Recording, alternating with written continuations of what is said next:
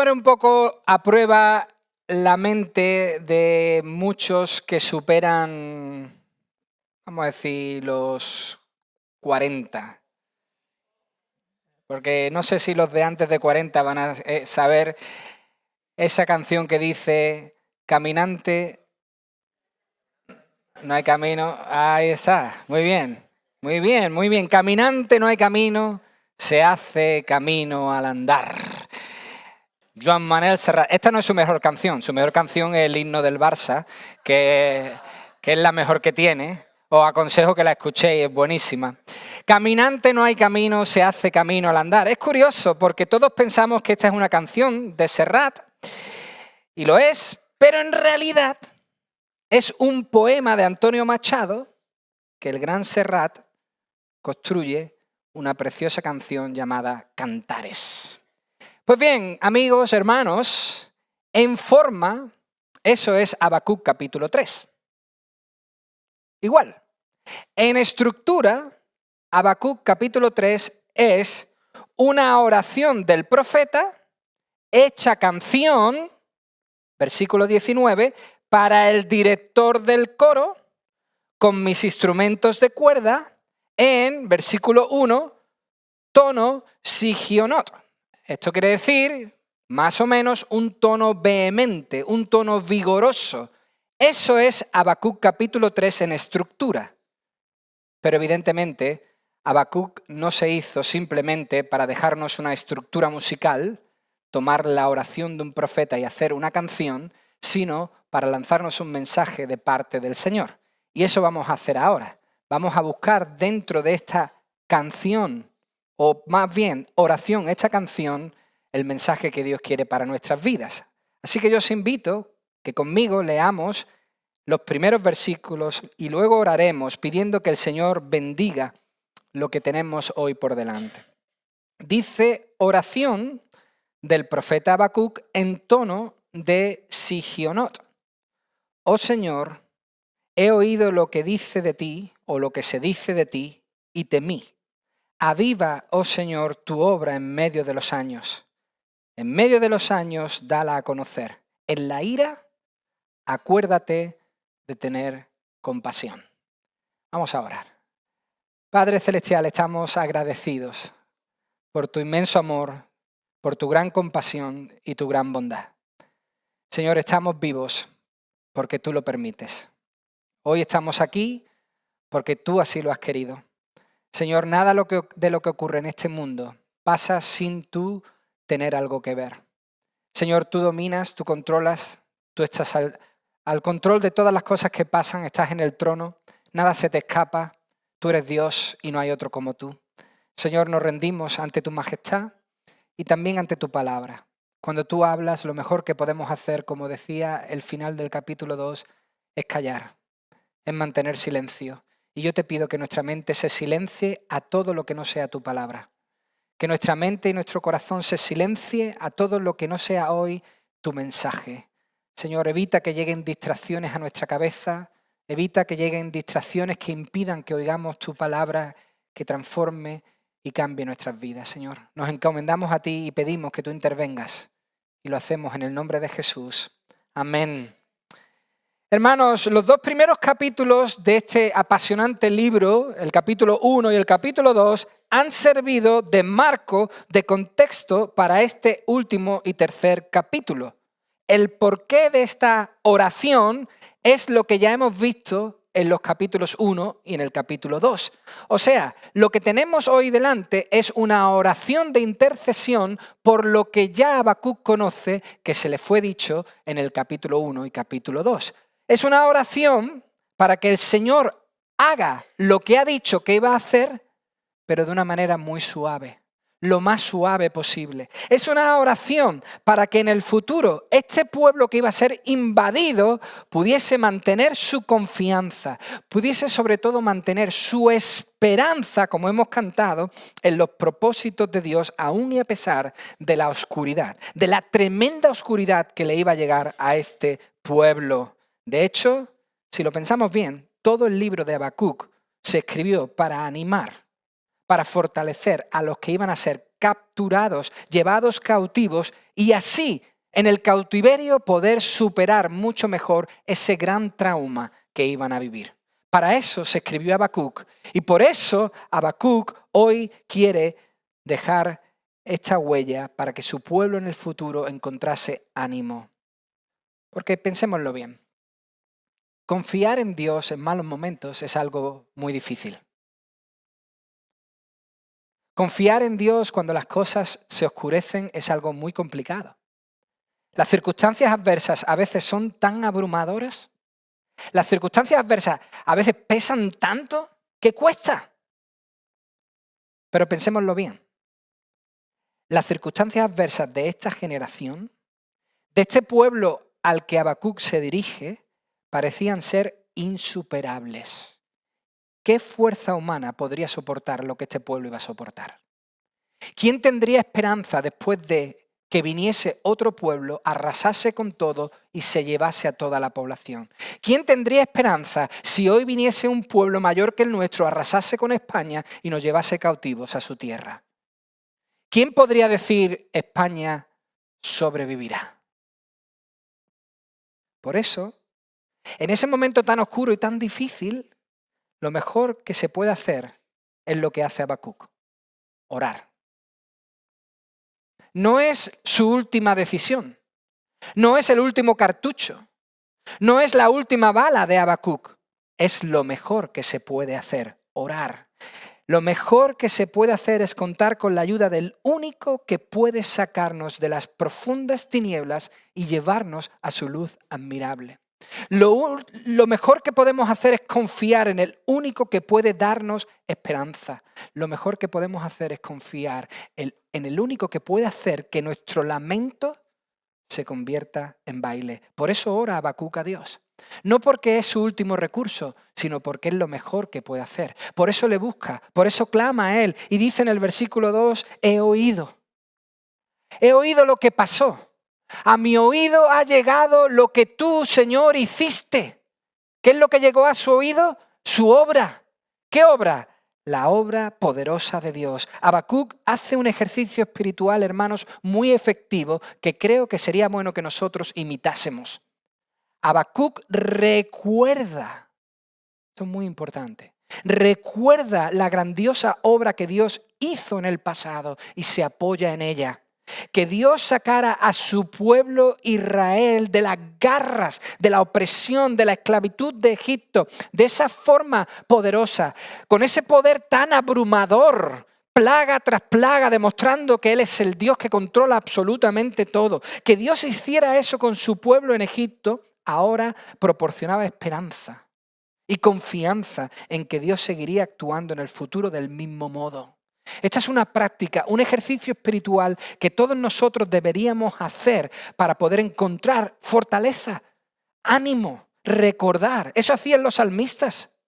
El Salmo 44, por ejemplo, versículo 1. Fijaos lo que dice el salmista. Oh Dios, con nuestros oídos hemos oído. ¿Y cómo ha llegado a nuestros oídos? De esta forma, igual que hoy.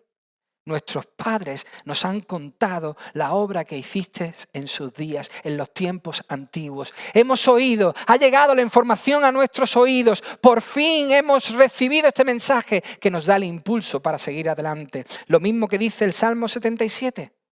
Salmo 77, versículo 11. Me acordaré. Pensaré y me acordaré de las obras del Señor. Ciertamente me acordaré de tus maravillas antiguas. Pensaré en lo que hiciste. Y no solo eso, dice, meditaré.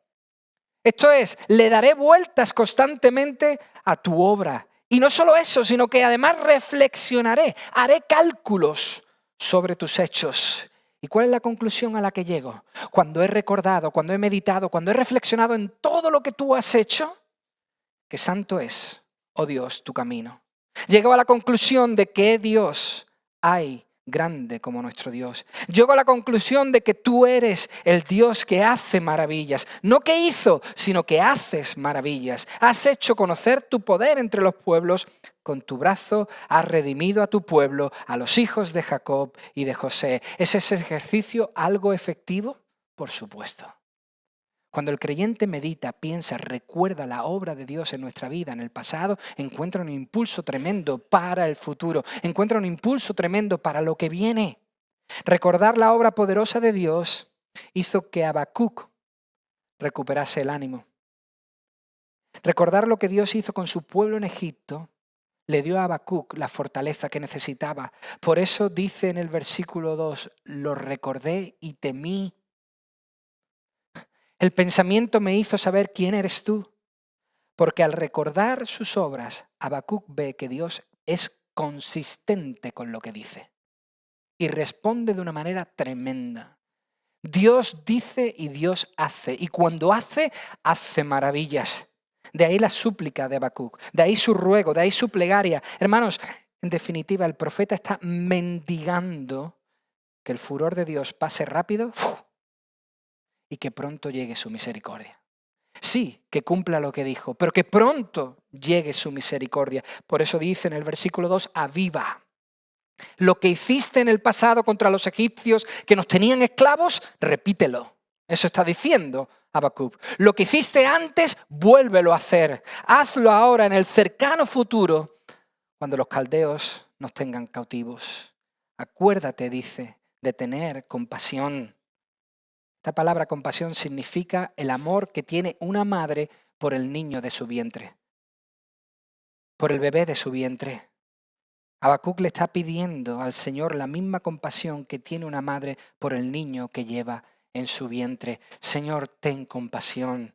En medio de los tiempos, esto quiere decir, en esos momentos donde seremos cautivos, en esos momentos donde estaremos en otro lugar, no te olvides de tu pueblo. Señor, cumple la promesa que hiciste. ¿Dónde? Señor, tú ya nos dijiste en Deuteronomio capítulo 4, versículo 31 lo siguiente. El Señor tu Dios es Dios compasivo, no te abandonará, ni te destruirá, ni olvidará el pacto que Él juró a tus padres. Señor, cumple esa promesa. Señor, tú dijiste que eres compasivo, tú te pronunciaste de esta forma, por favor, no nos olvides.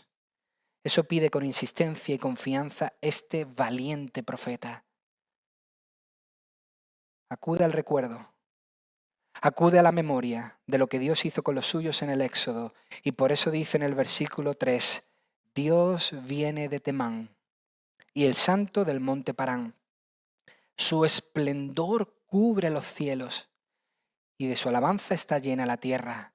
Su resplandor es como la luz. Tiene rayos que salen de su mano. Allí se oculta su poder. Delante de él va la pestilencia y la plaga sigue sus pasos. Se detuvo e hizo temblar la tierra. Miró e hizo estremecerse a las naciones. Sí, se desmoronaron los montes perpetuos. Se hundieron las colinas antiguas. Sus caminos son eternos. Bajo aflicción vi las tiendas de Cusán. Temblaban las tiendas de la tierra de Madián. Viene, dice en el versículo 3, más concretamente quiere decir vino, llegó de Temán, llegó de la tierra del sur. ¿Quién? ¿Quién llegó? ¿Quién vino? ¿Quién apareció? El santo. Esto es el diferente a todos, el único, el separado de toda maldad y pecado, el muy superior, el perfecto. Habacuc está exaltando a ese que llega, a ese que llegó en ese momento con poder en su mano. Y dice el versículo 3 que cuando llegó cubrió los cielos. Hermanos, Habacuc está reflexionando, pensando, recordando el momento en el cual el Señor, después de haber liberado a su pueblo de Egipto, le lleva a las faldas del monte Sinaí. Y les tiene ahí acampados a las faldas del monte Sinaí. Y en el monte Sinaí ocurre lo que es conocido como la teofanía del Sinaí, la manifestación de Dios visible ante su pueblo. Lo que dice el libro de Éxodo capítulo 19 y otros textos de las Escrituras. Dice Éxodo 19, 16, que aconteció que al tercer día, cuando el pueblo ya estaba ahí acampado, a las faldas del Sinaí, cuando llegó la mañana, era de día. Dice que hubo truenos y relámpagos y una densa nube sobre el monte. ¿Veis? Cubrió los cielos Y un fuerte sonido de trompeta empezó a sonar y tembló, esto quiere decir, y temió todo el pueblo que estaba en el campamento. Entonces, ¿qué hizo Moisés? Moisés sacó al pueblo del campamento para ir al encuentro de Dios. Y ellos se quedaron al pie del monte. ¿Y qué ocurrió? Que todo el monte Sinaí humeaba, porque el Señor había descendido sobre él en fuego. El humo subía como el humo de un horno y todo el monte se estremecía con violencia. El sonido de la trompeta aumentaba más y más. Lo que se oía poco en la mañana, poco a poco iba funcionando y sonando más. Moisés hablaba, Moisés oraba y Dios le respondía con el trueno. Se manifestaba. Dios se manifiesta en el monte con grandes cambios meteorológicos. El día se convierte en oscuridad, hay relámpagos, hay fuego, hay terremotos, tiembla la tierra, Dios se manifiesta y por eso Habacuc dice que ayer, hoy y por siempre su alabanza llena toda la tierra. Esto quiere decir, hermanos, que todas las grandes obras que Dios hace sobre la tierra son las que llevan a toda gente, a toda lengua, a toda nación a adorarle. Son estas obras que el Señor hace sobre la tierra las que ha llevado durante toda la historia a la humanidad a adorar al Señor. Y eso, qué curioso, y eso dice el versículo 4, que se ocultó su poder. Ese es el sentir de la frase. Y eso que el Señor ocultó su poder. Y eso que allí solo se vio un poco de su poder, una gota de su poder. A pesar de todos esos cambios, a pesar de todos esos relámpagos, truenos, fuegos, terremotos, a pesar de ese resplandor, era una milésima de su poder. A pesar de todo lo que nos cuenta el Salmo 18, dice que entonces en ese momento la tierra se estremeció y tembló, los cimientos de los montes temblaron y fueron sacudidos, porque Él se indignó. Humo subió de su nariz y el fuego de su boca consumía. Carbones fueron por él encendidos. También inclinó los cielos y descendió con densas tinieblas debajo de sus pies. A pesar de todo eso, a pesar de todos estos cambios, esto era simplemente una milésima parte de su poder. Imaginaos, hermanos, cómo es el poder de Dios. Aquí Dios, en ese instante, estaba comandando todas las fuerzas de la naturaleza, dirigiéndolas, y las utilizó para demostrar su infinito poder, cuán grande es su poder. Las plagas, como dice el versículo 5, son las que Dios usó para demostrar su brazo poderoso en Egipto, Éxodo capítulo 7 al capítulo 11, y también para corregirles en el desierto, para llevarles por el buen camino en el desierto.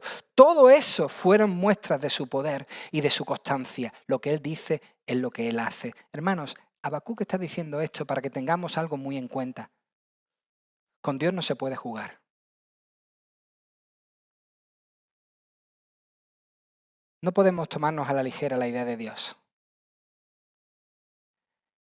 Lo que Habacuc está diciendo es que no podemos tomarnos a broma las cosas que pertenecen a Dios.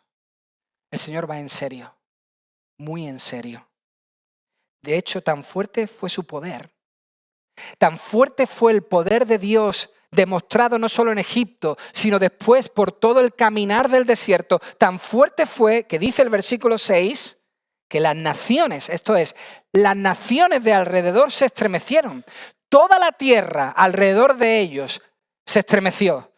Y diréis, wow, qué exagerado es el profeta. Seguro que este Habacuc sería medio malagueño, es muy exagerado. ¿Eso cómo va a ser que toda la tierra se estremeciera? ¿Cómo va a ser que toda la tierra se moviera?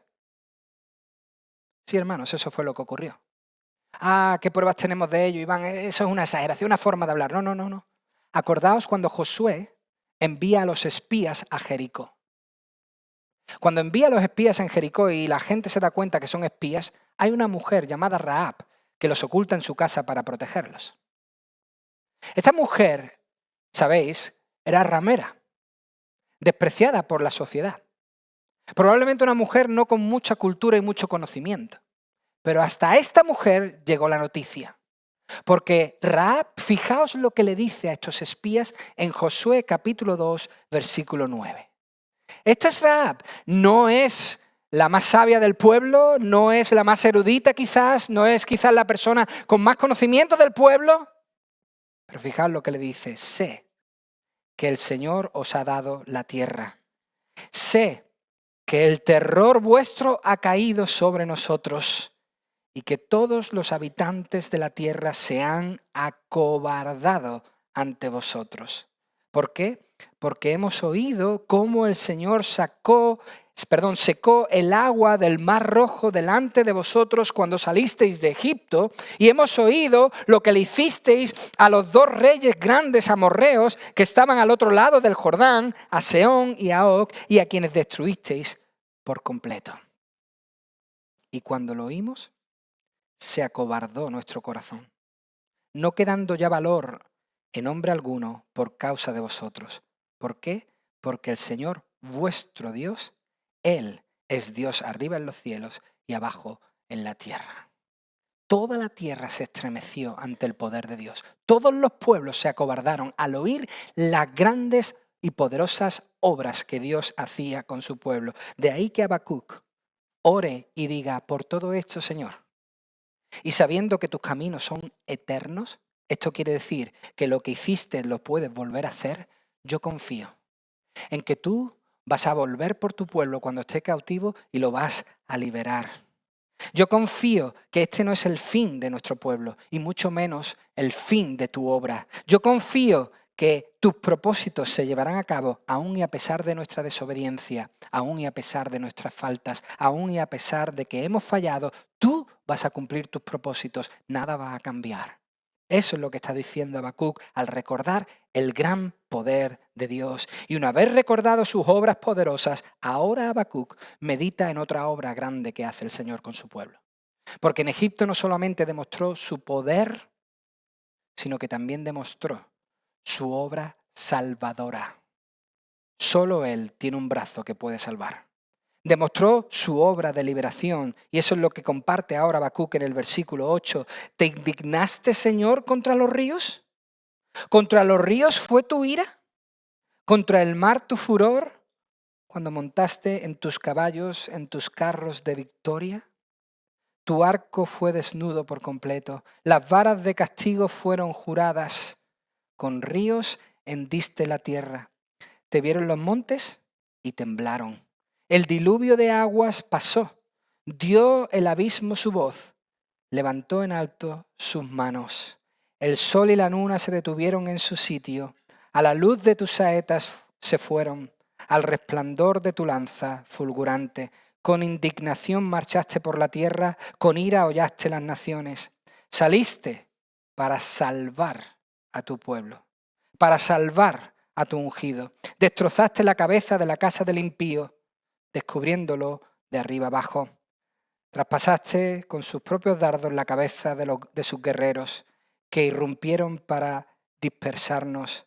Su regocijo fue como el de los que devoran en secreto a los oprimidos. Marchaste por el mar con tus caballos, en el oleaje de las inmensas aguas. Ahora Habacuc está recordando ese momento donde el pueblo de Dios cruza en seco el Mar Rojo.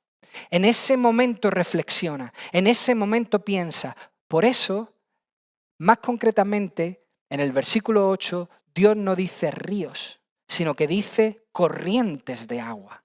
Porque Habacuc está pensando en esas corrientes de agua que se separan. Como explica también el Salmo 77, versículo 16. Las aguas te vieron, oh Dios, te vieron las aguas y temieron. Tú llegaste ahí, en ese momento donde teníamos a los egipcios por la espalda, el Mar Rojo por delante, tú llegaste y las aguas temieron. Los abismos también se estremecieron. Derramaron agua en las nubes, tronaron los nubarrones.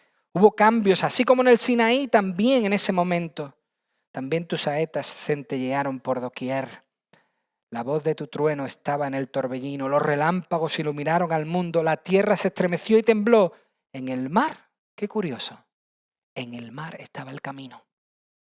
En el mar estaba tu camino y tus sendas en las aguas inmensas. ¿Quién nos lo iba a decir? Que el camino estaba ahí delante de nosotros. Pero tú hiciste tu obra sin que se conocieran tus huellas. Un detective viene y no sabe lo que ha ocurrido. No has dejado ni huella. Y por ese camino que nosotros no imaginábamos, como rebaño guiaste a tu pueblo por mano de Moisés y de Aarón. Por eso dice Habacuc en el versículo 8, contra. Esto es Dios lanzando su poder contra las aguas, partiéndolas en dos para que pasaran primero los carros de los suyos, que fueron liberados, y después los carros de sus perseguidores, que en ese mismo lugar fue cuando Dios acabó con ellos y los destruyó, según nos cuenta el libro de Éxodo, capítulo 14 y capítulo 15. Por eso, más que carros de victoria, la traducción debería ser carros de Yeshua. Eso dice el original en hebreo.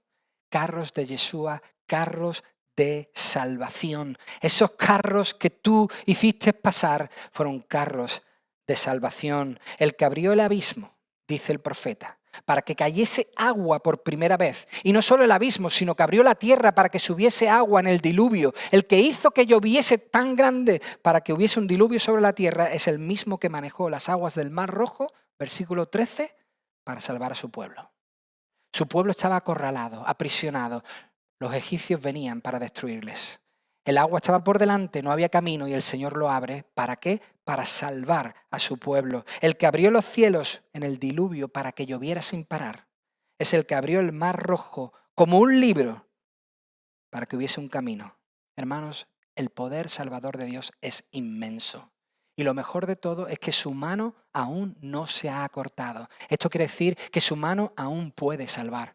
Puede hacer esa misma obra hoy, exactamente igual. De hecho, dice el versículo 11 que hasta las lumbreras del cielo fueron afectadas. Esto fue un evento que no se puede explicar de manera científica. Esto no puede venir a alguien y darle sentido. Fue sobrenatural. Fue Dios frenando el curso de toda naturaleza presente, de toda la naturaleza que ve ahí, Dios controlándola. Todo, mar y los animales dentro de él, cielo, tierra, relámpagos, sol y luna, como dice el versículo 11, en ese momento estaban sometidos bajo su poder. Dios controlándolo absolutamente todo, todo bajo obediencia. La misma obediencia que tuvo el mar cuando Jesús en mitad de la tempestad le dijo, calla, enmudece, y al instante se cayó. Es la misma obediencia que tuvo la naturaleza en ese momento para que Dios pudiese salvar a los suyos y devolverles, no darles, devolverles la tierra prometida. Y si eso fue lo que hizo con los egipcios que iban tras ellos por el mar, Éxodo 14, acordaos, dice el versículo 24, que el Señor sembró la confusión en el ejército de los egipcios y entorpeció las ruedas de sus carros. Esos carros eran los mejores que había y el Señor los entorpeció e hizo que avanzaran con dificultad. Y ahí los egipcios tienen un déjà vu y dicen, esto ya lo hemos vivido. Este poder me suena. Por eso dicen los egipcios, huyamos ante Israel, porque el Señor pelea por ellos contra los egipcios. Y dice el versículo 27 que los egipcios al huir se encontraban con él. Así derribó el Señor a los egipcios en medio del mar. Y las aguas volvieron y cubrieron los carros y la caballería. A todo ejército de Faraón que había entrado tras ellos en el mar, no quedó ni uno de ellos. Si el Señor hizo esto con los egipcios, reflexiona Habacuc, va a hacer lo mismo con los caldeos. El ejército egipcio era el más grande. ¿Quiénes son estos caldeos? El Señor va a hacer lo mismo. Hermanos, Habacuc está escribiendo esperanza. Habacuc está orando esperanza. Habacuc está verbalizando esperanza para su pueblo en el futuro, para que cuando su pueblo leyese estas palabras dijese, el Señor nos va a rescatar. Él no ha terminado, el Señor va a venir por nosotros. Por fin el profeta entiende que Dios va a cumplir sus propósitos. Por eso no es fatalista. ¿Os dais cuenta? Llega el capítulo 3 y no es fatalista. No es pesimista, no es derrotista. Al contrario, Habacuc se está exhortando a sí mismo a ser paciente. En medio de estas difíciles circunstancias se está diciendo a sí mismo, espera en Dios. Cree que sus propósitos de buena voluntad, de buenos deseos para su pueblo, se van a cumplir. Eso está reflexionando Habacuc. Por eso leemos en el versículo 16 lo siguiente. Oí, todo esto lo oí, lo recordé. ¿Y qué ocurrió? Me dio un dolor de barriga. Se estremecieron mis entrañas. A tu voz temblaron mis labios. Entra podredumbre en mis huesos y tiemblo donde estoy. Pero, tranquilo, espero el día de la angustia. Tranquilo, espero al pueblo que se levantará para invadirnos. Por supuesto que Habacuc tenía dolor de barriga. Era humano. Lo que Dios le había compartido era horrible. Por supuesto que Habacuc estaba en shock por todo lo que Dios le había dicho que iba a hacer. Pero se autoanima con la frase, versículo 16, que espere tranquilo. Se autoanima con la frase que dice, esperaré tranquilo. Hermanos, muchas veces nosotros nos autodestruimos a nosotros mismos con malas ideas en nuestra mente. Bombardeamos nuestra mente con malas ideas. No lo voy a conseguir. No soy suficiente. No puedo. Imposible. Ese pecado, ¿quién me lo va a quitar? Esa situación, ¿cómo la voy a afrontar? Y bombardeamos nuestra mente. Boom, boom, boom. Y machacamos nuestra mente. Hermanos, ¿por qué no automotivarnos a la fe y a la confianza en Dios? ¿Por qué no decirle a nuestra alma, confía en el Señor como hacían los salmistas? ¿Por qué no decirle a nuestro corazón, espera en el Señor porque aún he de alabarle? ¿Por qué no decirnos a nosotros mismos, la palabra de Dios es mi roca, mi fortaleza? Hermanos, tenemos que ser responsables con nuestros pensamientos. Somos responsables también de lo que pensamos. Y es verdad, yo estoy convencido, engañoso es el corazón. Más que todas las cosas. No estoy convencido, eso dice la Biblia. Engañosa es nuestro pensamiento, engañoso es nuestro interior. Nos engañamos a veces nosotros mismos. Pero cuando nuestro pensamiento está sometido a la palabra de Dios, cuando nuestro pensamiento está iluminado por la palabra de Dios, cuando nuestro pensamiento está lleno de la palabra de Dios, entonces ahí puedo encontrar motivación, porque no estoy pensando en mis propios pensamientos, sino que estoy pensando en lo que dice la palabra de Dios. Y así anima Dios a un profeta que ve que el final del pueblo se acerca, pero no es un fin para siempre. Dios animó al profeta a mirar más allá de las circunstancias adversas que iban a venir, porque acabarían. Y Habacuc dice, aunque ahora nos invadas, aunque ahora vengan y nos invadan, seremos liberados. Versículo 17. Aunque la higuera no eche brotes, ni haya fruto en las viñas, aunque falte el producto del olivo y los campos no produzcan alimento, aunque falten las ovejas del aprisco y no haya vacas en los establos, con todo yo me alegraré en el Señor. Me regocijaré en el Dios de mi salvación. El Señor Dios es mi fortaleza. Él ha hecho mis pies como los de las ciervas y por las alturas me hace caminar. Hermanos, simplemente una pequeña corrección, porque lo que está diciendo Habacuc aquí es lo que realmente pasó. A veces hemos leído estos preciosos versículos, famosísimos versículos, y lo hemos leído como una hipótesis. Lo hemos leído como si Habacuc estuviese diciendo que puede que haya la posibilidad de que se acabe la higuera. Puede ser que nos quedemos sin vacas. No, hermanos. Esto es lo que iba a pasar y es lo que pasó. Por lo tanto, estos versículos más bien hay que leerlos de esta forma. Ahora que no hay olivo, ahora que nos hemos quedado sin higuera, sin vides, sin campo, sin animales, como veis, el castigo es increciendo. Se acaba el fruto, se acaban los árboles, se acaba el campo, por lo tanto, se acaban los animales. Este es el resultado del asedio caldeo. Esto es lo que le iba a pasar al pueblo. Poco a poco sin comida, poco a poco sin campo, poco a poco sin animales. Este es el castigo por la desobediencia. Eso ya se lo dijo el Señor en Levítico capítulo 26. Si no obedecéis mis mandamientos, si no guardáis mis estatutos, si no los ponéis por obra, si no me seguís, si no me obedecéis, vendrán enemigos Y con respecto a esto dice Levítico 26:20, vuestras fuerzas se consumirán en vano, porque vuestra tierra no dará su producto y los árboles de la tierra no darán su fruto. No habéis obedecido y esto es lo que va a pasar. Y por eso dice Habacuc, ahora que no hay olivos, ahora que ya no hay uvas, ahora que ya no hay animales, no hay carne para comer.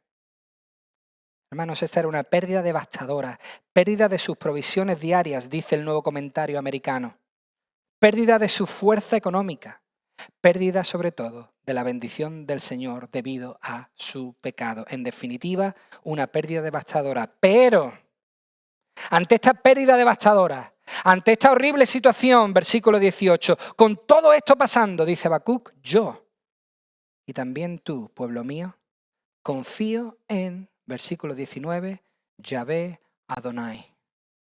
Confío en Señor Dios, porque Él es mi fortaleza, Él es mi confianza, mi esperanza está en Él aun cuando esto pasa. Mi confianza es la misma que tienen las ciervas cuando andan por los montes mojados, por esos resquicios, por esos terraplenes, por esos acantilados, sin ningún miedo. Hasta ahí he llegado. ¡Wow! ¿Qué Habacuc nos encontramos en el capítulo 3? Pasó de estar traumatizado en el capítulo 1 a estar completamente confiado y esperanzado en el capítulo 3, aun y cuando el cuadro en el capítulo 3 era mucho peor que el cuadro en el capítulo 1. Esa es solo una obra que el Espíritu Santo de Dios puede hacer en la vida de aquellos que confían plenamente, aun y a pesar de las circunstancias, en el Señor. Por eso, Habacuc, mis queridos hermanos, Habacuc es un libro que nos ayuda a mirar más allá de las circunstancias adversas. Habacuc es un libro que intenta desviar nuestra mirada de las circunstancias adversas y poner nuestra mirada en Dios. Habacuc está escrito para aumentar nuestra fe, nuestra confianza en el Señor. Habacuc es un libro que dice, Dios lo hará, yo lo sé. Eso nos está enseñando Habacuc. Dios lo hará, yo lo sé. Y hermanos, os puedo decir una cosa. Dios puede hacer que todo cambie. Dios puede darle la vuelta a todo lo que está ocurriendo. Dios puede darle la vuelta a asuntos muy complicados. Dios puede restaurar cualquier relación. Dios puede restaurar la situación en tu hogar. Dios puede restaurar tu matrimonio. Dios puede restaurar la relación con tus hijos. Dios puede restaurar cualquier tipo de cosa que se haya roto. Dios puede quitar adicciones. Por supuesto que puede. Dios puede hacerlo. Puede librarnos de pesados pecados. ¿Por qué? Porque Él lo ha prometido. Y Él puede. Él tiene poder para darle la vuelta a cualquier circunstancia. Y por eso siempre en el creyente debe haber esperanza, porque mientras Dios esté, hay esperanza.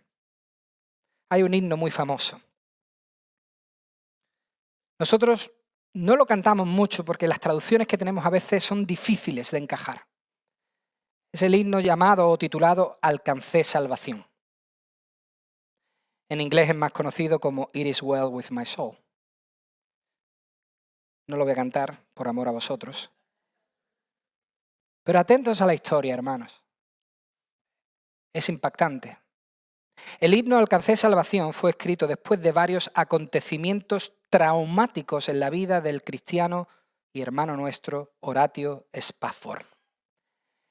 El primero de esos acontecimientos fue la muerte de su único hijo varón en 1871, seguido de una mala operación financiera que evaporó una fuerte suma de dinero que había invertido. Meses más tarde, gran parte de sus bienes personales fueron consumidos por el gran incendio de Chicago de 1871 que arruinó su vida financieramente. Dice la historia que era un gran abogado. Amigo del célebre evangelista D.L. Moody, en 1873 decidió viajar en barco a Europa con su familia, con el objetivo de descansar y visitar a sus amistades en Inglaterra. Pero en el último momento decidió enviar a la familia primero, mientras él se demoró buscando soluciones a los problemas económicos ocasionados por el incendio. durante la travesía del Atlántico, ese barco fue embestido por otro buque inglés y se hundió en apenas 12 minutos. Gran parte de los pasajeros y tripulación del barco no pudieron salir del mismo y se ahogaron en las aguas del océano. Entre las víctimas fatales estaban las 4 hijas de Spafford. Su esposa logró sobrevivir, gracias a Dios, y llegar a la costa oeste de las Islas Británicas. La señora Spafford llegó a Cardiff, en Gales, y desde allí envió a su esposo un telegrama donde escribió: «Única salva, ¿qué hago?». Spafford tomó el primer barco, por supuesto, y viajó a encontrarse con su esposa. Se dice que durante el viaje, el navío que conducía a Spafford atravesó el sitio exacto donde se había hundido el de su mujer e hijas. El capitán le indicó dónde se hallaba el buque hundido. Entonces Spafford descendió a su camarote y, con la imagen de la tragedia en su mente y todo lo que había vivido ya habiendo perdido a su hijo y todas sus cosas, escribió los versos que componen este precioso himno. Basándose en las palabras de su esposa, escribió una poesía que ha llegado a ser de consuelo para muchos creyentes atribulados en un mar de aflicción. Entre sus estrofas está esta: «Cualquiera que sea mi suerte, tú me has enseñado a decir, mi alma está bien. Cualquiera que sea mi circunstancia, yo he aprendido que puedo tener mi esperanza puesta en ti». Este himno, hermanos, fue escrito para ayudar a muchas personas y ha ayudado a muchas personas. Pero Habacuc capítulo 3 también fue escrito para ayudar a muchas personas. Al pueblo de Dios, primeramente, que iba a vivir un momento traumático, pero a todos los que hemos leído este libro, Dios ha querido enseñarnos algo muy importante. La pregunta es, ¿dónde encontramos esperanza hoy? ¿Dónde encontramos esperanza hoy? Pues la encontramos en las propias palabras de Jesús, en Mateo 28:20. Yo estoy con vosotros todos los días. Si va bien, si va mal, yo estoy con vosotros todos los días hasta el fin del mundo. Mis queridos hermanos, la esperanza no es una situación, la esperanza no es un lugar, la esperanza no es una posesión ni una posición, ni siquiera es una experiencia. La esperanza es una persona y su nombre es Jesucristo. Estaré con vosotros siempre, sí es esperanza. Os digo algo, si no es Jesús, no hay posibilidad de esperanza. Oh, qué exagerado, eres como Habacuc. No. Si no es Jesucristo, no existe esperanza. Que algo o alguien te dé la misma esperanza que te da Jesús, es decirle a esa cosa o a ese alguien algo muy exagerado. Es pedirle a esa cosa o a ese alguien demasiado. ¿Por qué? Porque en eso que pones tu esperanza no te la va a dar. No porque no quiera, sino porque le es imposible. En eso que tú pones tu esperanza y tu confianza hoy no te la va a dar jamás, porque no puede ni aunque quiera. Por eso, si tu esperanza te decepciona, no es por su culpa. Es porque no tienes puesta tu esperanza en el objeto correcto. Si la esperanza falla, no es culpa de esa esperanza en la que tú has puesto tu confianza. Es culpa nuestra que no la hemos colocado en la persona adecuada. ¿Dónde se encuentra verdadera esperanza? ¿Dónde encontramos una esperanza que nunca decepcione? No se puede hallar en una cosa. No se puede hallar en un lugar como este. Solo en una persona. En Jesús de Nazaret. Él puede darte esperanza. Una esperanza que no falla y que siempre mantendrá su vigor y su fortaleza. Nunca va a debilitarse, nunca va a perder sentido, nunca va a perder propósito. Si nuestra confianza está en Jesús, aún y a pesar de todo lo que nos rodea, nosotros podremos perseverar hacia adelante. Este pueblo iba a atravesar algo muy difícil. Y Habacuc le dio la mejor de las soluciones: confía en el Señor. Nosotros a veces pasamos situaciones difíciles o a veces situaciones buenas. Nuestra confianza debe ser nuestro Señor Jesucristo, ahora y para siempre. Iglesia, que el Señor nos bendiga, que nos ayude a seguir teniendo puesta nuestra confianza al 100% en lo que Él va a hacer. No en lo que pensemos que va a hacer, en lo que Él ha dicho que va a hacer. Ya lo ha dicho, ya lo ha prometido, confiemos que su palabra es sí y amén y siempre se cumple. Padre, gracias. Gracias por tu ánimo, gracias por tu motivación, gracias por este libro, gracias, Señor, por tu mensaje. Gracias porque nos has dado la esperanza viva. Jesucristo, esperanza de gloria. Nosotros, Señor, confiamos hoy en lo que tú nos has dicho y te pedimos que nos des la capacidad, la fortaleza de que cuando vengan circunstancias difíciles podamos ver más allá y saber que nada ha cambiado, que tú tienes un propósito que se va a cumplir. Ningún gobierno, ningún reino, ninguna persona va a frenar lo que tú tienes planeado hacer. Y nosotros ponemos nuestra confianza en tu obra. Hazla, Señor, hazla pronto. Que la tierra sea llena verdaderamente del conocimiento del Señor, como las aguas cubren el mar. Señor, que países que hoy no permiten que tu evangelio entre, puedan abrirse como el mar rojo y que entre la salvación. Oh Padre, gracias porque ha llegado a España.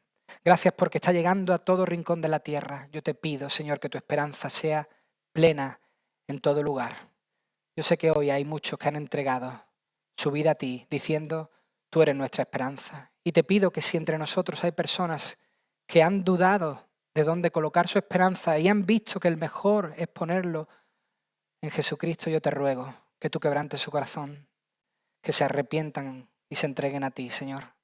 Oh Padre, haz tu obra salvadora como lo hiciste en el pasado, avívala, hazla hoy también. Señor, te amamos por tu bendita palabra. Lo hacemos en el nombre de Jesús. Amén